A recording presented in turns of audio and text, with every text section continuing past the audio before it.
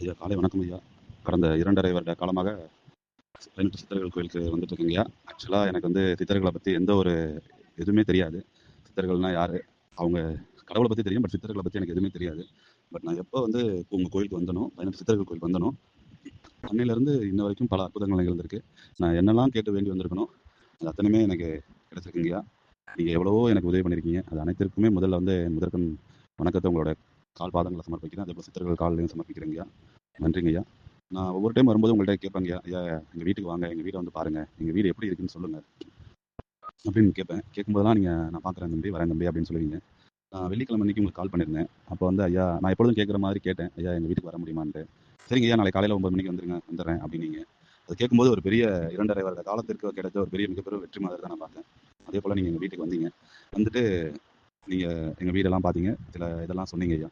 சொல்லிட்டு இருக்கும்போது அம்மா வந்து உங்கள்கிட்ட கேட்டாங்க, இது போல் என்னோட பொண்ணுக்கு வந்து பொண்ணோட வீட்டுக்காருக்கு 6 மாத காலமாக வேலை இல்லை அப்படின்னு சொல்லி உங்கள்கிட்ட கேட்டு அழுதாங்க. அப்போ வந்து அம்மா சொன்னாங்க, இப்போ கூட அவங்க குலதெய்வ கோயிலுக்கு தான் வேலூருக்கு போயிருக்காங்க அப்படின்னு கேட்டாங்க. அப்போ நீங்கள் வந்து உடனே என்ன சொன்னீங்கன்னா, அவங்க வந்து கோயிலுக்கு போயிருக்கப்ப எலுமிச்சை பழம் கீழே விழுந்துருச்சு அப்படின்னு நீங்கள் சொன்னீங்க ஐயா. உடனே வந்து அம்மாக்கு என்ன பண்ணுறதுன்னு தெரியல, உடனே ஃபோன் பண்ணி கேட்டாங்க, இது போல் வந்து எலுமிச்சை பழம் வந்து கீழே விழுந்துருச்சா அப்படின்னு கேட்டாங்க. ஆமாம் விழுந்துருச்சு, அது உங்களுக்கு எப்படி தெரியும் அப்படின்னு கேட்டாங்க.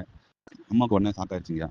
ஐயா இப்போ தான் எலுமிச்சை பழம் விழுந்துருச்சுன்னு சொன்னார், நம்ம பொண்ணும் அதே மாதிரி சொல்லுது அப்படின்போது ஒரு மாதிரி ஸ்டன் ஆகிட்டாங்க. அம்மா அப்பாவும் ஸ்டன் ஆகிட்டாங்க, சித்தி பொண்ணுங்களும் ஸ்டன் ஆகிட்டாங்க.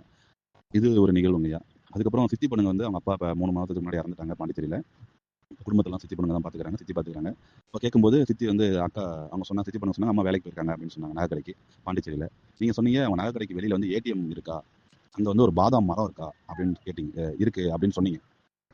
நீங்கள் உடனே வந்து சித்தி பொண்ணுங்க வந்து ஆமாம் அங்கே வந்து ஏடிஎம் மிஷினும் பாதாம் மரமும் இருக்குங்க ஐயா அப்படின்னு சொன்னால் சித்தி பொண்ணுங்களுக்கும் என்ன பண்ணுறதுன்னு தெரியல, ஒரு மாதிரி சர்ப்ரைஸ் ஆகிட்டாங்க. இவங்க வந்து திருச்சியில் இருக்காங்க, நம்ம அம்மா பாண்டிச்சேரியில் இருக்காங்க.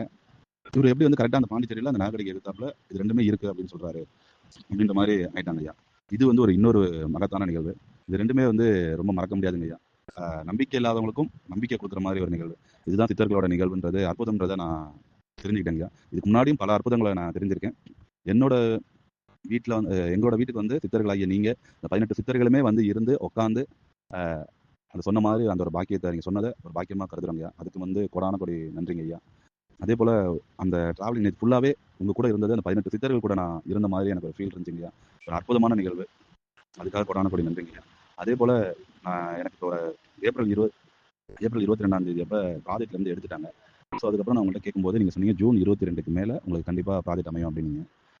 அதே போல் ஜூன் 24ஆம் தேதி மதியானம் 1:30 மணிக்கெலாம் எனக்கு வந்து ப்ராஜெக்ட் அமைஞ்சிருச்சு. அதுக்கும் உங்களோட அற்புதங்களால் அது நிகழ்ந்துச்சு. அதுக்கும் கொடான கொடி நன்றிங்கய்யா. நீங்கள் இருக்கக்கூடிய பிஸி ஷெடியூலில் உங்களுக்கு எவ்வளவோ கால்கள் வரும், ஃபோன் கால் வரும், எவ்வளவோ சிவபக்தர்கள் வந்து உங்களை பார்க்கணும்னு வந்திருப்பாங்க. இந்த பிஸியான ஷெடியூல்லையும் என்னன்னா நான் லைவாக பார்த்துருக்கேன், நீங்கள் எவ்வளோ பிஸியாக இருப்பீங்க, உங்களுக்கு நேரமே இருக்காது, நமக்கு அடுத்தடுத்து தியானம் இந்த மாதிரிலாம் இருக்கும். அப்படி இருக்கும்போதும் நீங்கள் கூட பிறந்த அண்ணன் தங்கச்சிங்க கூட ஒரு அக்கறையாக கேட்க மாட்டாங்க. நீங்கள் என்கிட்ட ஃபோன் பண்ணி என்னப்பா ஆச்சு தம்பி, ப்ராஜெக்ட் கிடச்சிருச்சா, என்ன சொன்னாங்க அப்படின்னு நீங்கள் கேட்டது வந்து எனக்கு 18 சித்தர்களே ஃபோன் பண்ணி கவலைப்படாத, நாங்கள் அவன் கூட இருக்கோம், உனக்கு ப்ராஜெக்ட் கண்டிப்பாக உண்டு அப்படின்னு சொன்ன மாதிரி நீங்கள் கால் பண்ணி சொன்னது 18 சித்தர்கள் சொன்ன மாதிரியே எனக்கு ஃபீல் ஆச்சுங்கய்யா. அதுக்குமே ரொம்ப நன்றி சொல்லிக்கிறேங்கய்யா.